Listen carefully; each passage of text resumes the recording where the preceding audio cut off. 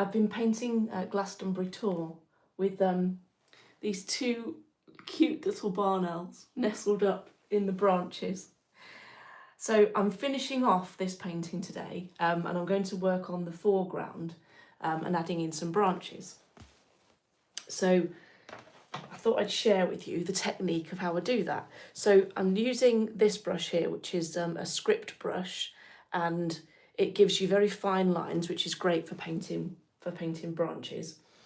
And then if I want to get any thicker branches, then I shall probably use this brush here, because it's got a little bit of a sword shape to it. And when you use it in a certain way, you can get really good branch effects with it. So this will be quite short, so I'm just going to whiz the camera around so you can see what I'm doing. I'm going to go that way. Hopefully you can see that okay. So I'm mixing up some Prussian blue and some burnt umber. This is oil painting, so I'm using oil paints here. And get a nice loaded paintbrush. And then the technique that I use is to press the brush onto the canvas and then sort of jump it across like that, twisting it ever so slightly. So it's kind of that sort of movement, and then you twist the brush towards the end to get a nice fine bristle, and that then gives you like the knots of a branch. I think the little flick at the end is compulsory. So when I'm going across a light area, like these highlighted leaves here, I am using a darker colour because it shows up nicely. And then if I'm going to go across the darker part, I'll use a lighter colour. So I'm using linseed oil to add flow to the oil so that it flows nicely across the canvas.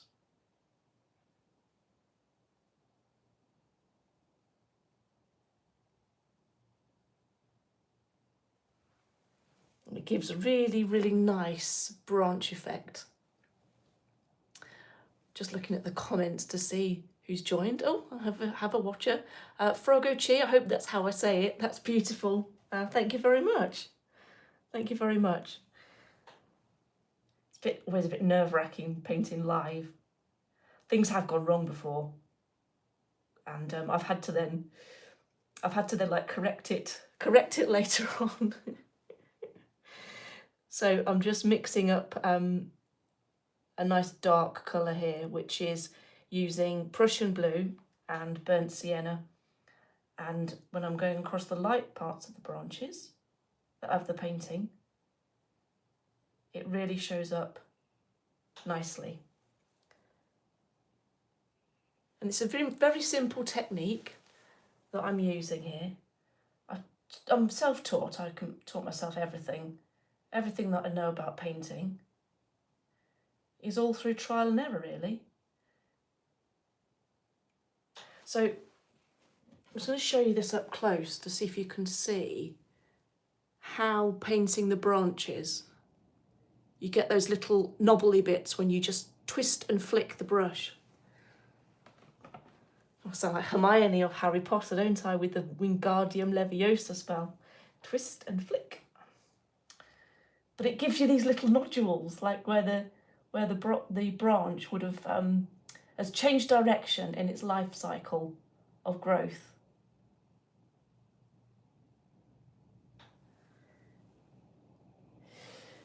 Oh, it's getting windy outside now. Again, I think we're due yet another winter storm. Makes me glad to be warm and dry. I'm just going to check the comments and see. Oh, May says pretty, thank you. May also have a new subscriber. Oh, thank you. Thanks very much. Oh, it's so lovely to meet new people. Makes me really happy.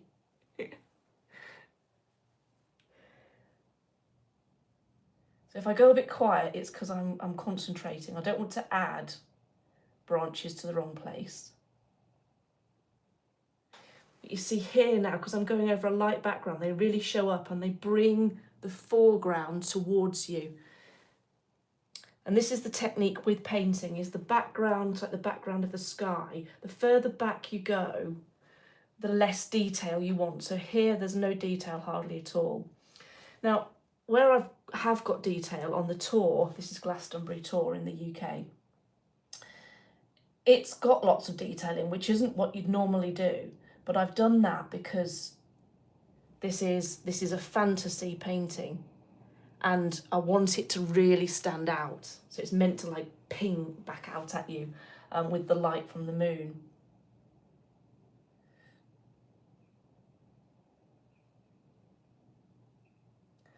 I was thinking about putting some branches over the owl, but I don't want to distract from their little feathery tummies because it's just too cute. So I'm just going to keep them nice and clear. So it gives a nice frame here. So I'm going to come all the way around this side of the painting, adding more and more branches.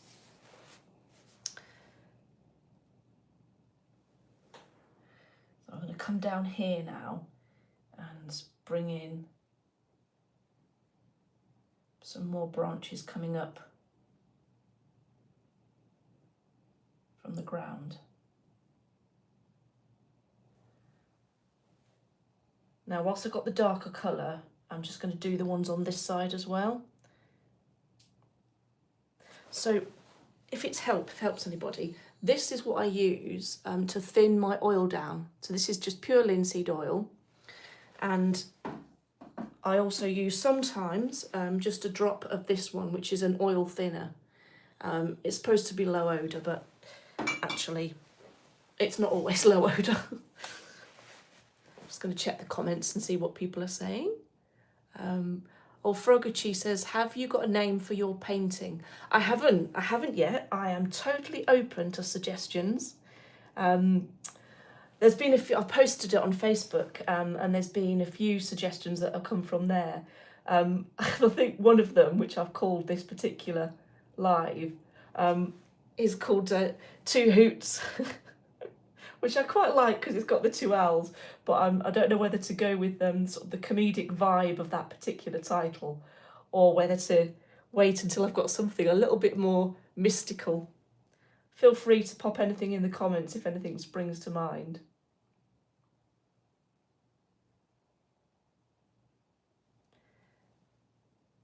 Really enjoy painting branches.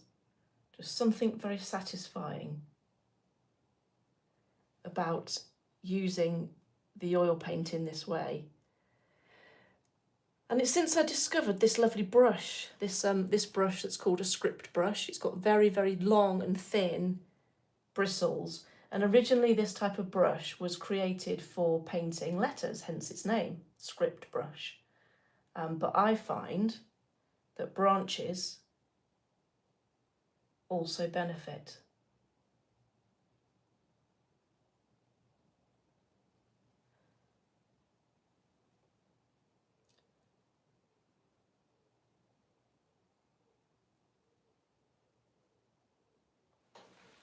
That's nice. So I'm going to add a little bit of lighter colour now and then come down into this bottom part. Just going to check the comments and see what people are saying. So Football Panda says, add little people by the tower looking up at the moon. Oh, that's a nice idea, yeah. I don't know how big they would be. They'd be little dots, wouldn't they? And then another comment from Kobe. I don't know what Rob Blocks is. I can't do that at the minute because I'm in the middle of the painting. I'm not that great with tech, unfortunately. So forgive me for not being able to add and bring people in. I'm not really very proficient at that. So I've mixed up a lighter colour, which I've made by adding a bit of white and a little bit of yellow ochre into the colour that I'd made before. I'm just going to test it out to see whether I like that. Yeah, that's good. That shows up nicely.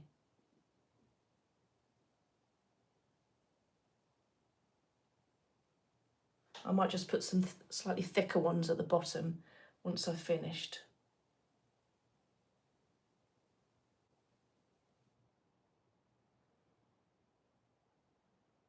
So the idea is here that you start to feel that you are getting closer and closer.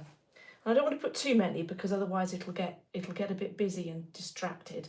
And I want to keep this to the Tor sign quite clear. So almost framed by the foliage and by the branches. So you don't want too much in that area. Now I'm going to bring down here using some of these lighter leaf colours. Just mix a bit more yellow ochre and a bit more burnt sienna into my colour. And I'm now going to take these.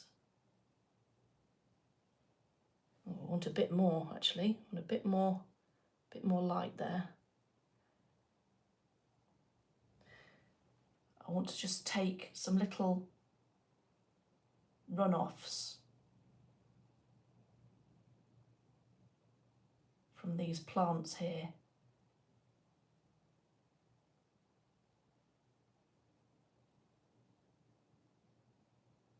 Using the same technique, but basically going backwards with the brush. So going back out instead of up that way. Just going to check the comments, as a few people have made some comments. So Froggachi asks me, what paints do you use and are they expensive? So I use, these are Griffin Alkids, which are basically oil colours, but they, let me look at you whilst I speak to you here. So they're basically oil colours, but they are quick drying in that they've got a special medium that's mixed into them. And it means they're touch dry within a day, so you can add another layer, which is fantastic when you want to work over a number of days. Traditional oil paints just take an age to dry, and really do. They're not too expensive. I think they're probably about maybe £10 for a tube about this size. I just get mine on Amazon, and they're quite easy to get hold of. So I'm just going to go back that way so you can see the progress here with the painting. So this is just bringing in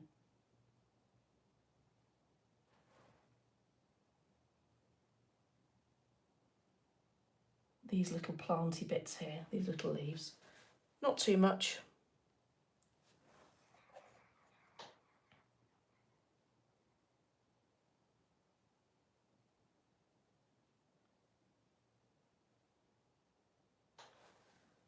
And now I think I want a bit more foliage at the bottom, and then it's pretty much going to be done. Otherwise I can start fiddling with it and then it all gets a bit much. So I'm moving to this brush. This is a nice wide brush, and I'm going to pick up some of my dark colour, which I'm mixing here now, which is Prussian blue and burnt sienna. Let me just show you actually. Sorry, burnt umber. So that's the brown burnt umber, and the blue is Prussian blue, which is that one. The reason I've cut the ends off is because the tops of the tubes all dry up. I have yet to find a way. To stop that from happening. And so all I'm doing here is I'm using the bristles on the brush and some quite thick paint to really just dab in the growth direction of the foliage. And we get nice and dark as we come out towards to the bottom.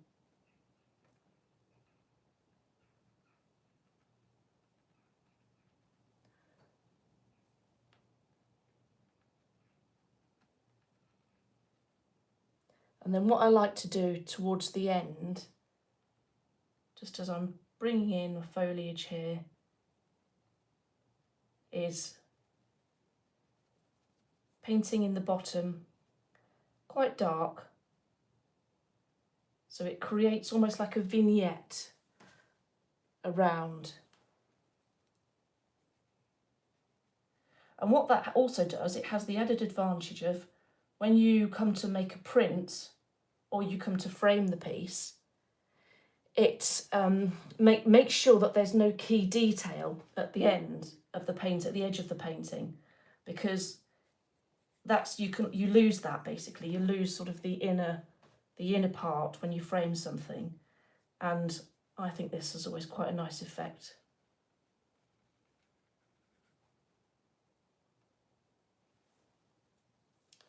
So I'm just finishing up the paint on my brush.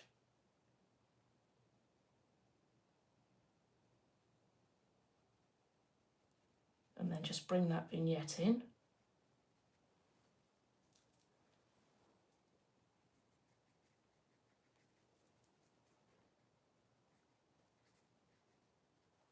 And then just to blend that in to finish it off finally,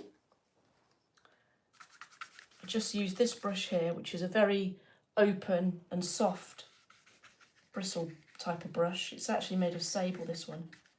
And I'm just going to blend in the edges here around the vignette that I've created there. There we go. So it's nice and dark at the front, and it really gives some depth and perspective into the painting. Okay, I'm just going to check what comments we've got.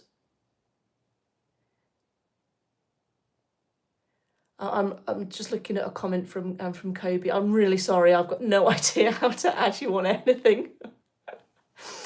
Let me just look at you and speak to you. Yeah, I'm totally used to tech. I'm really sorry. The best way to contact me is to like and subscribe my page. Drop a comment on this when it goes live. Or you can put my name, Claire Valentine Artist, pop that into Google and everything comes up, Facebook, Instagram, etc. And that's where I share all of my artwork. But I like to go live on YouTube because, quite frankly, it's the easiest one to use. Like I said, I'm not very good at tech. Anyway, let me show you where we've got to. So I think that it's finished. Not sure what you think. I don't want to overwork it, you see, this is the problem. I always think when you think it's finished, it probably is finished. Unless, of course, because sometimes a fresh pair of eyes helps, you can see anything that you think, oh, I think that doesn't look quite right. So your biggest help to me, please, is have a look at this. Watch the live back and then go to the end and have a look and see if you can see anything that you think doesn't look quite right or maybe doesn't work as well, and then put some comments and let me know, because that always helps me no end. Right, I'm going to head off and tidy up the studio. Thank you very much for joining me and watching. I really do appreciate your support. It means a lot to me to go live and paint and then have you guys come along. I hope to see you again soon. I'll be back painting again shortly. And have a wonderful Friday wherever you are in the world. Okay, bye for now.